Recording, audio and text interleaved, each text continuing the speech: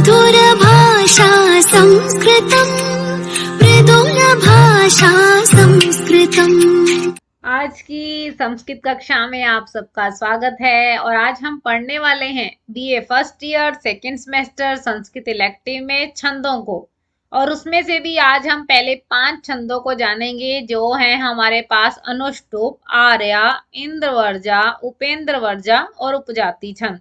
तो इसलिए स्टूडेंट्स इस लेक्चर के एंड तक हमारे साथ बने रहें ताकि आप इनके लक्षण को जानकर इनके उदाहरणों को सिद्ध कर सकें। चलिए आगे बढ़ते हैं। छंद से हम क्या समझते हैं? काव्य हमारा 2 प्रकार का है स्टूडेंट्स, गद्य और पद्य। गद्य का अर्थ है कहानी और पद्य का अर्थ है श्लोक। और छंद कहाँ पर होते हैं स्टूडेंट्स? छंद होते हैं श्लोकों में। वेदांग के 6 अंग है, शिक्षा, कल्प, निरुक्त, छंद, ज्योति और व्याकरण। और इन 6 वेदांगों में से छंद को वेद पुरुष का पैर कहा गया है। जब भी हम कुछ पढ़ते हैं, कोई भी टॉपिक हो, हम उस टॉपिक को क्या जानकर पढ़ना चाहते हैं कि उसकी इंपॉर्टेंस कहाँ है, इसको हम यूज कहाँ कर सकते हैं। क्या ये सिर्फ बीए फर्स्ट ईयर के सेकंड इलेक्टिव के सिलेबस में काम आएगा? बिल्कुल नहीं स्टूडेंट। आज अगर आपको छंद के लक्षण याद हो गए हैं, उदाहरणों के साथ आपने एक बार घटित करके देख लिया है, तो आप बड़ी आसानी से, आप ग्रेजुएशन की क्लासेस में हो, पोस्ट ग्रेजुएशन की क्लासेस में हो, शोध कार्यों में भी, ठीक है स्टूडेंट्स। तो इस रामायण, महाभारत, उपनिषद, गीता, भारतीय साहित्य के विविध ग्रंथ हैं और वो सब रचनाएं छंदबद्ध है। कहीं कहीं गद्य का भी प्रयोग है। तो वेद पुरुष के चरण कहा गया छंदे पादौ तु वेदस्य। और छंद शब्द जो है छद धातु से बना है जिसका अर्थ है आच्छादन करना। छांदासी, छांदनाथ इसे कहा जाता है। छंद जो है श्लोक, पद्य आदि को पूर्णतः आच्छादित किए रहते हैं, इसलिए इसे छंद कहा जाता है। और आज की लेक्चर में स्टूडेंट्स हम 5 छंदों को डिस्कस करने वाले, इसलिए आप सभी स्टूडेंट्स बिल्कुल अलर्ट होके बैठिए क्योंकि ग्रामर ऐसा पार्ट है कि जिसके द्वारा आप आने वाली सीनियर क्लासेस में भी बहुत अच्छे परफॉर्म कर सकते हैं। और जो हमारा छंद है स्टूडेंट्स, इसके आचार्य कौन है? इसके आचार्य हैं पिंगल मुनि, जिनके द्वारा सबसे महत्वपूर्ण ग्रंथ है और वो भी उनके नाम से ही ग्रंथ है, पिंगल छंद शास्त्र ग्रंथ। अब इसको हम बड़े डिटेल से जानेंगे, छंदों की प्रक्रिया क्या है, छंदों के लक्षण क्या हैं। चलिए स्टूडेंट्स अब जानते हैं छंद। और उससे पहले हम जानेंगे काव्य जो हैं 2 प्रकार के होते हैं। वो काव्य कौन कौन से हैं? एक गद्य काव्य है और एक पद्य काव्य है। और पद्य में छंदों का प्रयोग किया जाता है। और संस्कृत में छंद कितने प्रकार के हैं? 2 प्रकार के हैं, वर्णिक और मात्रिक छंद। वर्णिक छंदों से तात्पर्य है जहां पर वर्णों की गणना की जाती है और प्रत्येक चरण में वर्णों की संख्या, लघु गुरु का क्रम जो है निश्चित होता है, उसे वर्णिक छंद कहते हैं। और मात्रिक छंद में भी इसी प्रकार है, वहां पर मात्राओं की गणना की जाती है और मात्राओं की संख्या और लघु गुरु का क्रम जो है निश्चित होता है, उसे हम मात्रिक छंद कहते हैं। इसके बाद हम जानते हैं कि मात्राएं कितनी प्रकार की हैं। मात्राएं 2 प्रकार की हैं। वो कौन कौन सी हैं? आप ह्रस्व कहते हो, जिसे लघु यानी छोटी मात्रा कहा जाता है। और इसमें कौन आता है? सिर्फ ये 4 मात्राएं याद रखनी है आपको, अ, ई, उ और री। ये 4 मात्राएं आप याद रखिए। इसके अलावा जो आपके पास है वो दीर्घ मात्रा, जिसे आप गुरु कहते हैं। और लघु का चिन्ह क्या है स्टूडेंट्स? देखिए एक बार, ये जिसे आप 1 डालते हैं, 1 इसका निशान है और इसका चिन्ह है आपका S, इसे कहते हैं गुरु। और दीर्घ कहाँ कहाँ किन स्थितियों में होता है तो इसको जानते हैं। सबसे पहले आपको याद करना है, जहां पे भी अनुस्वार आएगा वहां पर आपका दीर्घ होगा। जैसे आप देखिए पंकज, अगर मैं इसमें गुरु, लघु गुरु का चिन्ह लगाऊं तो ये किस प्रकार बनेगा? प के साथ अनुस्वार है तो ये क्या हुआ? गुरु हो गया। क आपका देखिए छोटा है तो इसलिए आपका लघु हो गया। और ज भी आपका छोटा है, तो इस प्रकार आपको गण चिन्ह लगाने हैं। दूसरा आपका, जब भी दीर्घ स्वर आए, अब आपने लघु स्वर तो जान लिए स्टूडेंट्स, अ, ई, उ और री, ये 4 हैं। उसके अलावा जो भी बचते हैं वो आपके दीर्घ स्वर में आएंगे। जैसे आप कह सकते हो दीर्घाकार, दीर्घ ईकार, दीर्घ उकार, लघु एकार, दीर्घ एकार, लघु ओकार और दीर्घ औकार। ठीक है स्टूडेंट्स। उसके बाद आपके पास आएगा विसर्ग। जहां भी विसर्ग लगा होता है तो वह भी हमारा दीर्घ हो जाता है। तो चलिए देखिए, जैसे राम है, र में आका दंड है, दीर्घ था इसलिए गुरु का आपका ने साइन कर दिया। म के साथ विसर्ग लगा है तो यह भी आपका क्या हो जाएगा, गुरु हो जाएगा। ठीक है स्टूडेंट्स। नेक्स्ट आपको याद करना है, जब जब भी संयुक्त अक्षर आता है तो उससे पहले वाला वर्ड जो है वह क्या हो जाता है, दीर्घ हो जाता है। अब देखिए श कैसे बनता था स्टूडेंट्स, क और श से मिलकर बनता है। ठीक है, तो अब आप क्या होगा, इसको हम दीर्घ कर देंगे और यहाँ पे ऊ की मात्रा क्या है, छोटी। अब चेक करते जाइए यहाँ पे स्टूडेंट्स।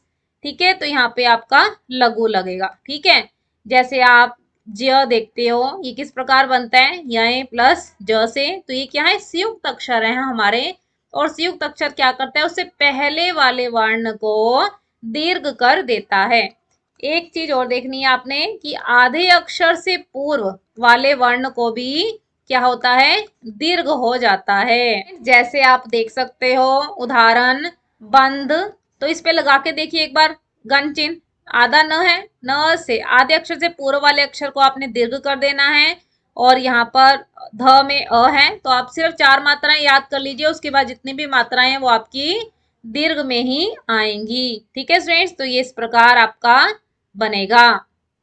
ठीक है, और एक चीज और आपको याद रखनी है स्टूडेंट, जब भी छंद शास्त्र का एक नियम है कि जब भी 4 चरण होते हैं एक श्लोक के अंदर, ठीक है, उस चरण के अंत में जब कोई लघु वर्ण हो, ठीक है, और उसे आवश्यकता पड़ने पर हम क्या कर देते हैं, उस लघु वर्ण को गुरु वर्ण बना देते हैं।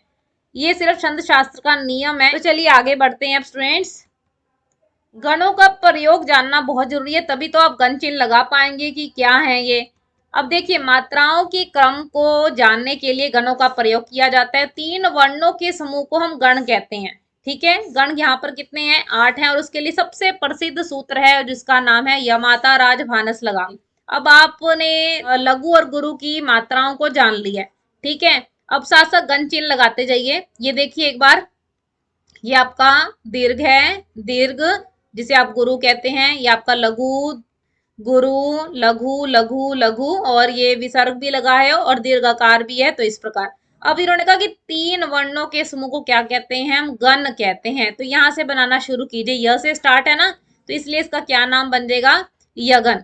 तो देखिए इसके गण चिन्ह क्या होंगे, एक लघु है और 2 गुरु हैं। नेक्स्ट स्टार्ट कीजिए, म से स्टार्ट करिए और 3 तक लेते जाइए, तो इसका नाम बना मगन, और मगन में आपके पास तीनों ही गुरु हैं।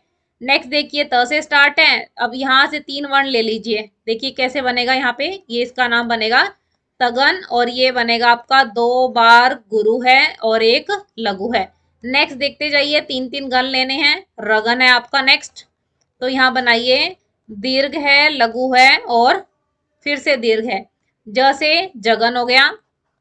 ठीक, इसके हम देखते हैं गण चिन्ह क्या बनेंगे, एक बार लघु, गुरु और लघु, लघु, गुरु, लघु। ठीक है, नेक्स्ट अब देखते हैं भ से स्टार्ट है, तो इसका क्या बनेगा आपके पास, ये बना भगन है। अब चेक कीजिए क्या है आपके पास, यहाँ से स्टार्ट कीजिए गण चिन्ह बनाने, ये आपके पास गुरु है, लघु, लघु है। नेक्स्ट आपका न से स्टार्ट है, तो ये आपका नगन है, और नगन में देख लीजिए एक बार तीनों ही आपके पास लघु हैं। नेक्स्ट आपके पास सगन है, और सगन के गण चिन्ह देखिए किस प्रकार बने हैं, लघु, लघु, गुरु। अब देखिए यहाँ पे समाप्त हो गए हैं क्योंकि इसके बाद कुछ नहीं है। अब उन्होंने कहा था 8 गण होते हैं, एक बार काउंटिंग भी करके देख लीजिए कि ये क्या सच में 8 हैं। तो मुझे लगता है स्टूडेंट्स ये सबसे पहले आपको जानना बहुत जरूरी है, अगर छंद के हम गण चिन्ह लगाना सीखना चाहते हैं। तो अब हम सबसे पहले अनुष्टुप छंद को करने वाले हैं, उसका लक्षण।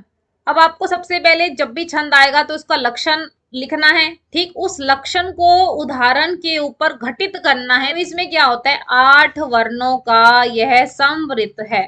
संवृत का अर्थ होता है जिसमें एक श्लोक के अंदर 4 चरण है। संवृत माने चारों चरणों में एक जैसे ही वर्ण होंगे। तो इसका लक्षण देखते हैं स्टूडेंट्स, श्लोके षष्ठम गुरु गेयम सर्वत्र लघु पंचमम द्विचतुष्पादयो ऋस्वम सप्तमम दीर्घ मनयो। इस लक्षण को पढ़कर अब हम इसे सॉल्व करते हैं।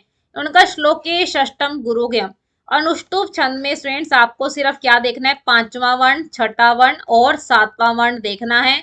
और एक श्लोक के कितने चरण होते हैं? 4 चरण होते हैं। ठीक है स्टूडेंट्स, तो आप चाहे इसके बाद एक रफ सा बना लीजिए, प्रथम द्वितीय या 1 2 लिख लीजिए, जैसे आपको आसान लगे ये किस प्रकार से आपको सॉल्व करने हैं। ठीक है, तो इन्होंने कहा श्लोके षष्ठम गुरु ज्ञम, छठा वर्ण आपका गुरु है, तो आप गुरु का चिन्ह सीधा सीधा लगा दीजिए। सर्वत्र लघु पंचमम, सर्वत्र माने हर जगह, लघु पंचमम, और पांचवा वर्ण आपको लघु मिलेगा।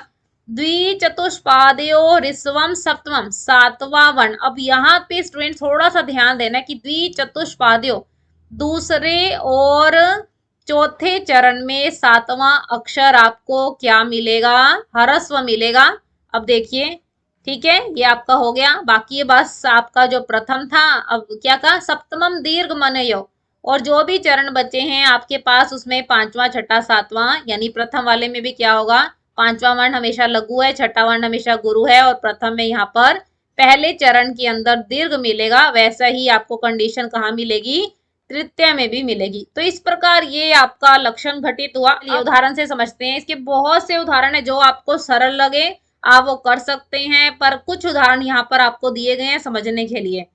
तो देखते हैं, अयम निजः परो वेति गणना लघु चेतसाम उदार चरिता नाम तु वसुधैव कटुंबकम।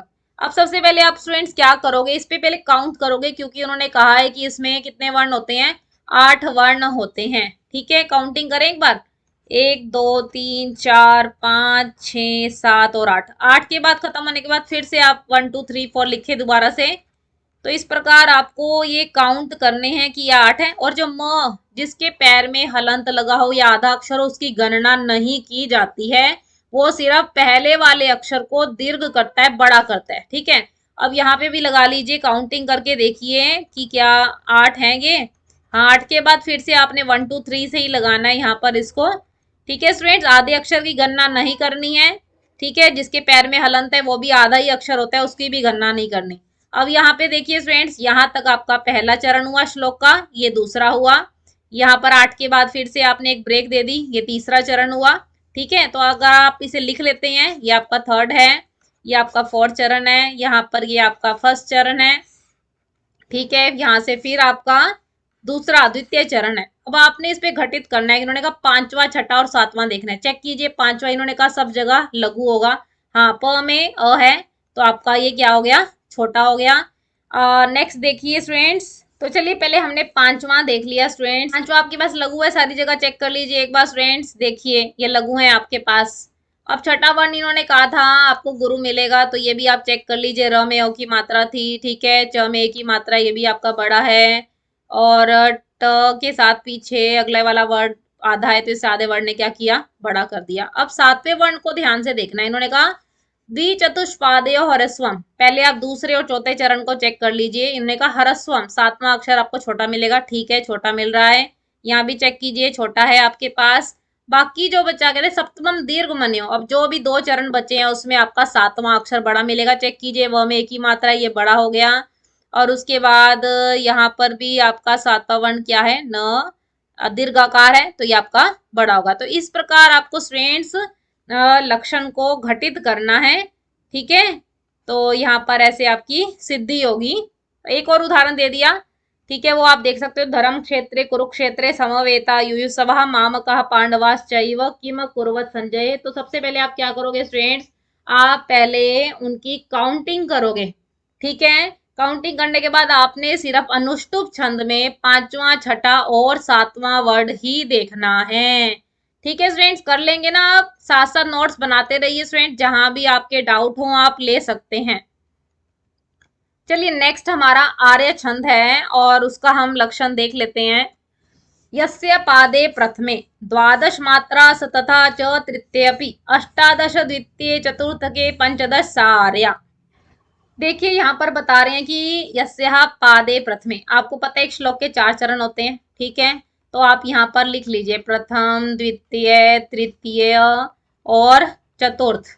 ठीक है स्टूडेंट्स, तो यहाँ पर उन्होंने कहा पादे प्रथमे द्वादश, पहले चरण में 12 मात्रा स तथा च तृतीयपि, और तीसरे चरण में भी आपको क्या मिलेंगी? ये मात्राएं मिलेंगी। और ये मात्रिक छंद है, और कैसा मात्रिक है? विषम, माने इसमें चारों के चारों चरणों में मात्राओं की संख्या आपको क्या मिलेगी, अलग अलग मिलेगी। ठीक है स्टूडेंट्स। अब देखिए अष्टादश द्वितीय, दूसरे चरण में इन्होंने कहा 18 मात्राएं मिलेंगी, चतुर्थ के पंचदश सार्या, और चौथे चरण में आपके पास कितनी मात्राएं हैं, 15 मात्राएं हैं। तो इसका अब ये आपने लक्षण समझ लिया स्टूडेंट्स। अब हम इसे उदाहरण पर घटित करेंगे, क्या ये लक्षण घटित हो रहा है। तो चलिए देखते हैं। शांतमिदं माश्रम पदम सफुरुति च बाहु कुतः फलमियास्य अथवा भवितव्यानाम द्वाराणि भवन्ति सर्वत्र। अब आप क्या करोगे स्टूडेंट्स, अब आपने इनकी गणना करनी है। ठीक है, यहाँ पर सिर्फ मात्राओं को गिनना है। गिनना कैसे है स्टूडेंट्स, जहां पे भी लघु गुरु के चिन्ह के द्वारा आप गिनोगे। ठीक है, देखिए न था आधा, बड़ा हो गया, और जो भी गुरु होगा, देखिए स्टूडेंट्स गुरु और लघु की मात्राएं यहाँ पर हम गिनेंगे।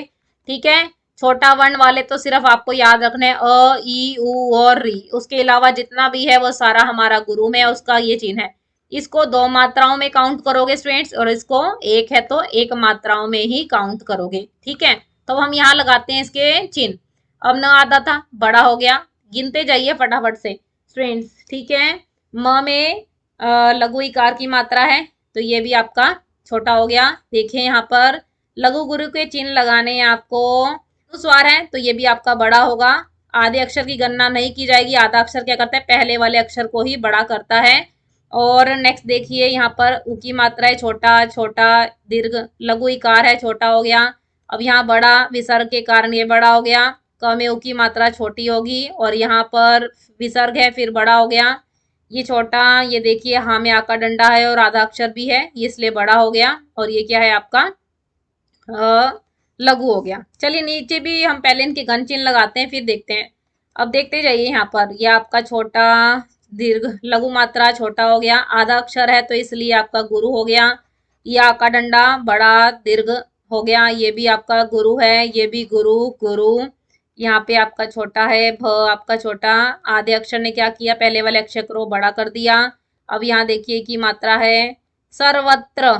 अब ये जो र की काउंटिंग यहाँ पर होगी, इसलिए यहाँ पर ये क्या हो जाएगा, दीर्घ हो जाएगा। और ये जो त्र बनता है स्टूडेंट्स, कैसे बनता है, त और र से बनता है, तो यानी ये संयुक्त अक्षर है। और आपको कहा था कि जब भी संयुक्त अक्षर आएगा तो वो क्या करेगा, पहले वाले अक्षर को दीर्घ कर देगा।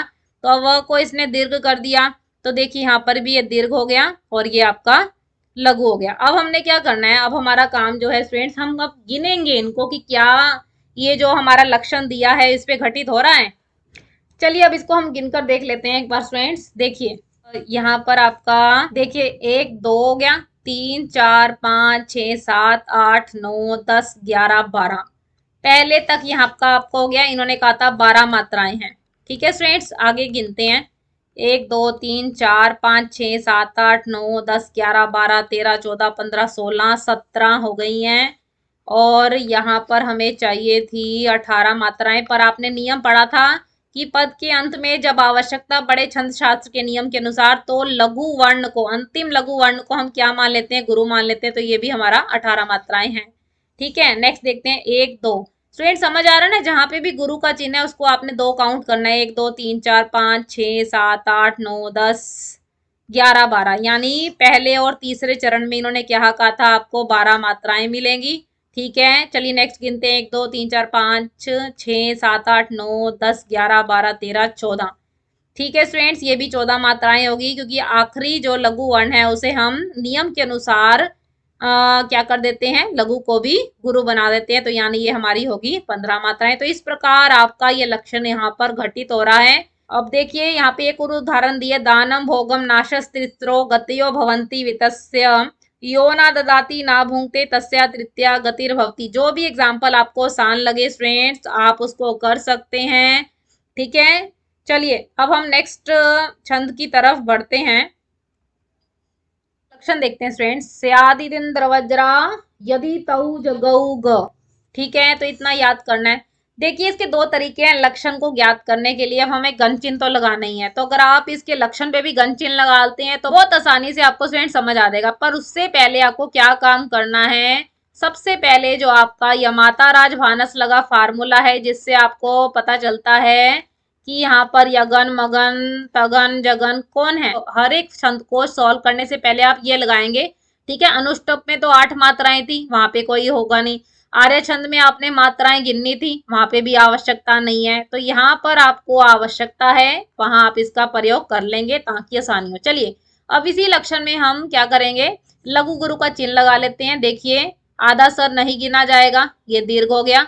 आधे अक्षर से पूरा वाला भी आपका दीर्घ हो गया, ठीक। और ये आपका लघु हो गया। चेक करते जाइए गण चिन्ह आपको कहाँ मिल रहे हैं। देखिए स्टूडेंट साथ साथ ये क्या बना आपका, ये आपका तगन बन गया, ठीक है।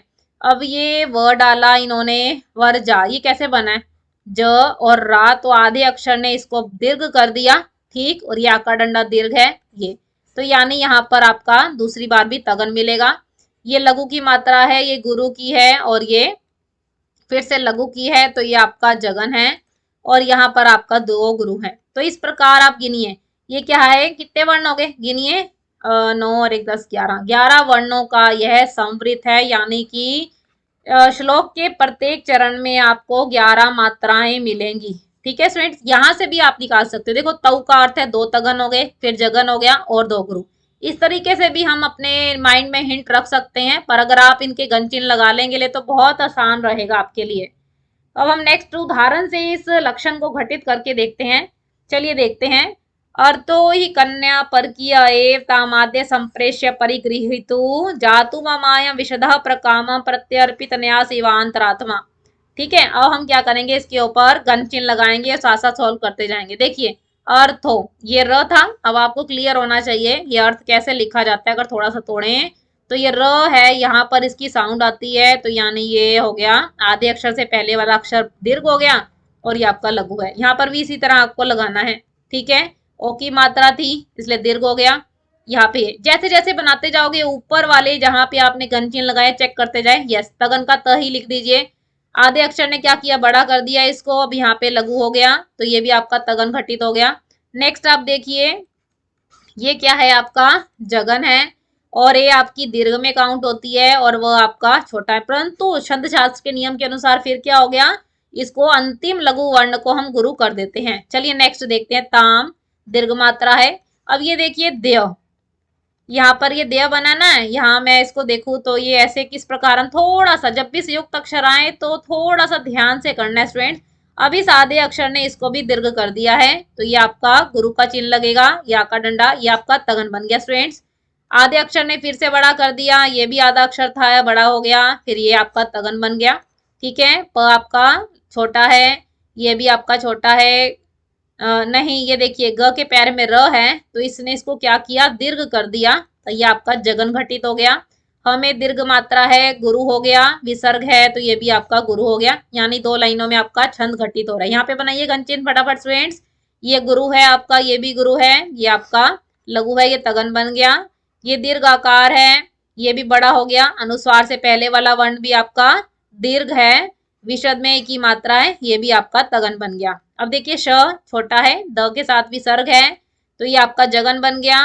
और यहाँ पर क्या है, प है, क्योंकि र की काउंट आप यहीं आधे अक्षर में करेंगे, तो ये आपका लघु बन गया, तो ये आपका जगन है। तो यहाँ देखिए ये आपका गुरु है और ये आपका गुरु है, तो यानी यहाँ भी लक्षण घटित हो रहा है। नेक्स्ट देखते हैं, आधे अक्षर ने फिर से बड़े कर दिया, और ये जब भी पीछे र ऐसे कुछ आएंगे तो ये क्या करते हैं, आगे वाले अक्षर को बड़ा कर देते हैं, तो ये आपका क्या बना, तगन बन गया।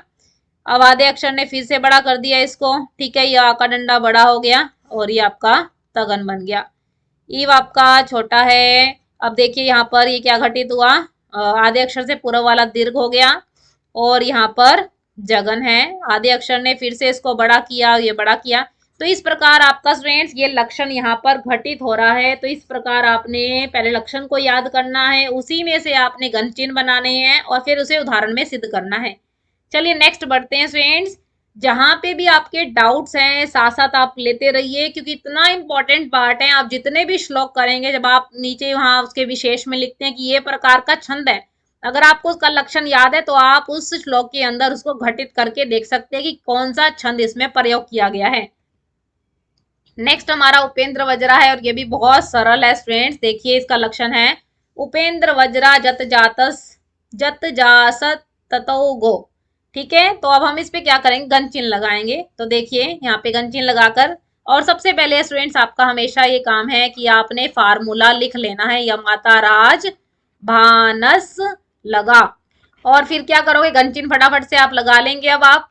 ठीक है स्टूडेंट्स, अब यहाँ पर बनाइए, ऊ आपका छोटा है, आधे अक्षर ने बड़ा कर दिया। ठीक है, ये अब आप चेक करते जाइए कहाँ पर है। देखिए ये बना आपका, ठीक, ये आपका जगन है यानी। ठीक है, नेक्स्ट बनाइए, आज सादे अक्षर ने इसको बड़ा किया, ये भी बड़ा है, ये छोटा है। अब चेक कीजिए कहाँ पर मिलेगा आपको ऐसा चिन्ह, ये आपका तगन बन गया है स्टूडेंट्स। ठीक है, और यहाँ देखिए तो आपका छोटा है, ये आपका बड़ा है, आधे अक्षर ने भी बड़ा किया इसको, तो ये आपका जगन हो गया, ये बड़ा बड़ा। ठीक है, तो यानी दो गुरु। तो अब कितने हो गए आपके पास स्टूडेंट्स, काउंट कीजिए। ये 11, इसमें भी 11 वर्ण है, प्रत्येक चरण में आपको 11 वर्ण मिलेंगे, तो ये भी 11 वर्ण का संवृत्त कहलाता है। ठीक है, तो अब हम इसे क्या करेंगे, उदाहरण के साथ घटित करके देखते हैं। और सबसे इजी एग्जाम्पल हम करने वाले हैं स्टूडेंट, देखिए, त्वमेव माता च पिता त्वमेव, त्वमेव बंधुश्च सखा त्वमेव, त्वमेव विद्या द्रविणम त्वमेव, त्वमेव सर्वम मम देव देव। अब हम इसमें घन चिन्ह लगाकर देखेंगे कि क्या ये घटित हो रहा है लक्षण। तो देखिए आधा अक्षर है, नहीं गिनेंगे। अब क्या करेंगे, ये लघु हुआ, एक ही मात्रा बड़ी है, यहाँ इस प्रकार। सो स्टूडेंट्स आपको दीर्घ और लघु का अंतर याद है, दीर्घ का साइन ऐसे लगाना है, और लघु जिसे कहते हो आप या छोटा कहते हो तो यहाँ पे इसका ये साइन है। ठीक है, और लघु की सिर्फ 4 मात्राएं आपको याद रखनी है, अ ई उ और री, उसके अलावा सभी बड़े में चला जाता है। ठीक है, तो ये आपका जगन बन गया। साथ साथ जैसे ही 3 आप चिन्ह लगा लेना, साथ साथ लक्षण के साथ घटित करके देखते जाएं क्या ठीक चल रहा है। नेक्स्ट बनाइए, दीर्घ है, दीर्घ है, ये आपका छोटा है, तो ये आपका तगन हो गया। ये यहाँ बनाइए, ये आपका जगन हो गया। ठीक है, म में एक ही मात्रा है, ये आपका गुरु हुआ, यहाँ पर ये छोटा। परंतु छंद शास्त्र के नियम के अनुसार आपको पता चल गया कि अंतिम वर्ण अगर लघु आए तो उसे गुरु बना लिया जाता है, तो ठीक है। नेक्स्ट बनाइए, ये आपका त्वमेव में, तो देखिए एक ही बार सब में सारी जगह ऐसे ही बना दीजिए, देखिए। ठीक है, ये आपका जगन ही है त्वमेव में। चलिए नेक्स्ट देखते हैं, बंधुशाक, दीर्घ मात्रा होगी आधे अक्षर से, ये भी आपका दीर्घ हो गया, ये आपका छोटा, ये तगन बन गया। अब यहाँ देखिए लघु गुरु आधे अक्षर से भी बड़ा हो गया, और ये आपका छोटा जगन हो गया। चेक कीजिए यहाँ पे भी आपका नियम ये है कि अंतिम वर्ण जो है अगर लघु है तो उसे नियम के अनुसार गुरु मान लिया जाता है। विद्या, अब देखिए विद्या कैसे बना है स्टूडेंट्स, ये इस प्रकार है, थोड़ा सा खोल कर देखोगे संयुक्त अक्षरों को तो आपको पता चल जाएगा कि संयुक्त अक्षर से पहले वाले वर्ण को दीर्घ किया जाता है। ये दीर्घ हो गया, ये दीर्घ हो गया, और ये आपका लघु हो गया, तो ये आपका तगन है। तो यहाँ देखिए लघु गुरु और फिर ये आपका लघु है, तो ये आपका जगन है, ये आपका दीर्घ, और यहाँ पर यहाँ भी नियम के अनुसार हम अंतिम वर्ण को लघु वर्ण को दीर्घ कर देते हैं। यहाँ देखिए सर्वम, अब जहां भी संयुक्त अक्षर आपको दिखे ना, थोड़ा सा इसको तोड़कर देख लीजिए स्टूडेंट्स, ताकि आसान हो जाए लघु गुरु के चिन्ह लगाने। अब र आपको आधा दिख रहा है, आधे अक्षर ने क्या किया, पहले वाले अक्षर को दीर्घ कर दिया, और यहाँ पे देखिए म लगा है, ये अनुस्वार है, तो इसने भी इसको बड़ा किया। ठीक है, तो ये आपका तगन बन गया स्टूडेंट्स। यहाँ देख लीजिए एक बार, ये क्या बना, जगन, और ये भी आपका गुरु है, और ये लघु है, तो अंतिम वर्ण आपका गुरु कर दिया जाता है। तो इस प्रकार इंद्र वर्जा और उपेंद्र वर्जा छंद बहुत आसान है, क्योंकि नेक्स्ट जो हमारा छंद है वो इसी का मिश्रण है। ठीक है स्टूडेंट्स, आ रहा है ना आपको स्टूडेंट्स समझ, बहुत आसानी से आप इसके लघु गुरु के चिन्ह लगा सकते हैं, पर सबसे पहले आपको लक्षण याद हो, उसमें आपने उसको घटित करके देखना है, फिर उसको उदाहरण के द्वारा घटित करना है। याद तो करना पड़ेगा स्टूडेंट्स, छंद लक्षण और उदाहरण याद किए बिना नहीं चलेगा पेपर में। ठीक है, नेक्स्ट हमारा उपजाति छंद है, तो इसका भी हम लक्षण क्या है, देखिए इसके ना लक्षण याद, ये इंद्र वज्रा और उपेंद्र वज्रा से मिलकर बनता है, तो अगर आप लक्षण लिख देते हैं तो भी बिल्कुल सही है, नहीं तो इसका अन्य लक्षण है। पर हमारा प्रयास यह सरल से सरल तरीके से आप इसे याद करें। ठीक है, तो हम इसमें घटित करते हैं, पहले स्याद इंद्र वज्रा का, फटाफट से आपको क्या करना है, सबसे पहले या माता राज भानस लगा जो आपका फार्मूला है उसको लिख लेना है। अब यहाँ पर आपने घन चिन्ह लगाने हैं स्टूडेंट्स। ठीक है, चलिए अब बनाते जाते हैं। आधे अक्षर ने बड़ा कर दिया, ये हो गया। चेक करते जाओ ये कहाँ पे मिल रहा है, ये तगन मिला आपको, ठीक है। ये आपका आधा अक्षर था, इसने बड़ा किया इसको, फिर दीर्घ हो गया, ये आपका तगन बन गया। द में एक ही मात्रा है, तऊ दीर्घ हो गया, ये आपका जगन बन गया। ये गुरु और ये भी गुरु, तो ये आपके पास ये देखिए अब आपका ये किसका लक्षण बन गया, इंद्र वर्जा छंद का लक्षण बन गया। नेक्स्ट देखते हैं उपेंद्र वर्जा का है, तो वो आपका छोटा है, आधा अक्षर ने इसे बड़ा कर दिया, ये आपका जगन बन गया, ठीक है। ये भी आधा अक्षर था, इसने बड़ा किया, दीर्घ हो गया, ये आपका तगन हो गया। त छोटा, ज के साथ आधा अक्षर और दीर्घ भी है, तो इसलिए ये बड़ा हो जाएगा, तो ये आपका जगन हो गया। तो देखिए ये आपका दो गुरु हो गए, तो ये आपका किसका लक्षण घटित हो गया, उपेंद्र वर्जा का। तो इस प्रकार उपजाति छंद जो है इंद्र वज्रा प्लस उपेंद्र वर्जा का मिश्रित रूप है, और इसमें भी आपने देखा ये 11 वर्णों का समवृत है, और जिसका तात्पर्य ये है कि इसके प्रत्येक चरण में 11 वर्ण होंगे। अब हम इसे उदाहरण के द्वारा सिद्ध करते हैं। देखिए स्टूडेंट, सबसे इंपॉर्टेंट और सबसे आसान श्लोक हम करेंगे। हमारा प्रयास है ज्यादा से ज्यादा आसान श्लोकों को हम सिद्ध करें, ठीक है स्टूडेंट। तो देखें, ये शाम न विद्या न तपो न दानम ज्ञानम न शीलम न गुणो न धर्म ते मृत्युलोके भुवि भारभूता मनुष्य रूपेण निगाश्चरन्ति। अब जो आपको लक्षण घटित करना है, अब किसी चरण में इंद्र वर्जा हो सकता है, किसी चरण में उपेंद्र वर्जा हो सकता है। ये गण चिन्ह आपको लगाने पड़ेंगे, साथ साथ सिद्धि करनी पड़ेगी, ठीक है। तो चलिए देखते हैं। य में दीर्घ है, ठीक है, अनुस्वार है, दीर्घ हो गया, ये आपका तगन बन गया। अब आपने विद्या देख लिया था स्टूडेंट्स, क्या है, थोड़ा जब भी संयुक्त अक्षर आए तो उसको खोल कर देख लीजिए। यहाँ पे दीर्घ हो गया, ये दीर्घ हो गया, बना दीजिए दीर्घ, और ये अब लक्षण घटित हो गया, दो तगन दिख रहे हैं। यहाँ पे लघु है, यहाँ पे गुरु है, ये भी आपका ये जगन हो गया। तो यहाँ पर यस, ये आपका कौन सा लक्षण घटित हुआ, साथ साथ आपने लिखना भी है स्टूडेंट्स, क्योंकि उपजाति छंद जो है Indra versa plus Upendra versa का मिश्रण है। अब यहाँ लगाइए गण चिन्ह, देखते जाइए स्टूडेंट्स फटाफट से, और आपने प्रयास साथ साथ करके देखना है। लघु गुरु का चिन्ह लगाने का, अनुस्वार था, दीर्घ हो गया, ये लघु है आपका, ये तगन है। गुणों, ये आपका छोटा यानी कि लघु हो गया, ये दीर्घ है, ये आपका लघु है, तो ये आपका जगन बन गया। धर्म, अब धर्म को भी एक बार खोल कर देख लीजिए, ये र है ना स्टूडेंट्स, कैसे बनाओगे, र आधा यहाँ काउंट होगा, ठीक है। तो अब देख लीजिए आधे अक्षर से पूरा वाला वर्ड आपका बड़ा होता है, दीर्घ होता है, और ये भी आपका दो गुरु, ये भी आपका इंद्र वर्जा का लक्षण घटित हुआ। नेक्स्ट में देखते हैं, ते दीर्घ है, मृत्यलोक आधा अक्षर बड़ा कर दिया, यू में छोटा, ये आपका तगन बन गया। लोके में आपका ये लघु गुरु है, ये भी गुरु है, और ये भी आपका लघु है, तो ये आपका तगन बन गया।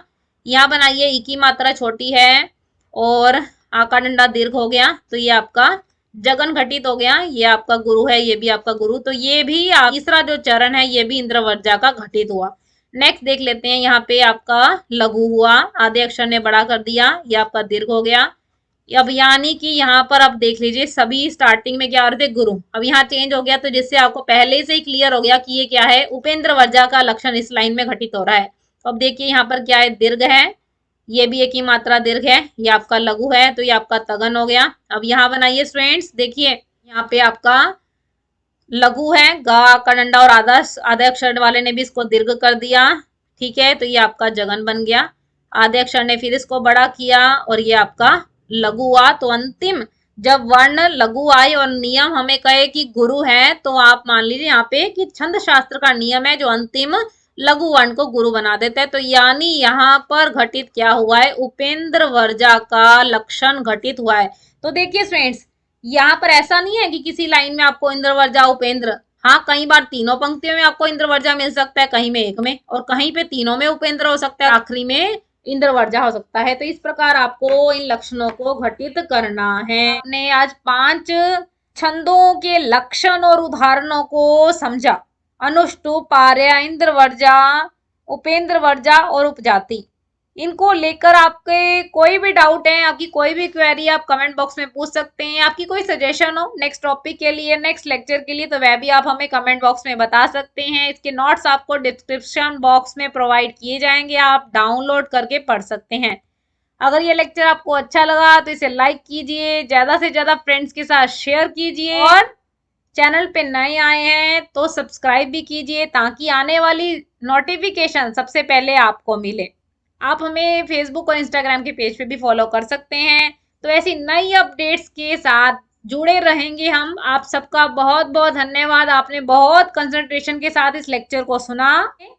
तो इसलिए फ्रेंड्स, नेक्स्ट लेक्चर में भी आप हमारे साथ बने रहें ताकि जितने आपके पास सिलेबस में छंद है उसको हम सीरियल वाइज जान सकें, उसकी प्रैक्टिस कर सकें। ठीक है फ्रेंड्स, चलिए फिर मिलते हैं। नमो नमः।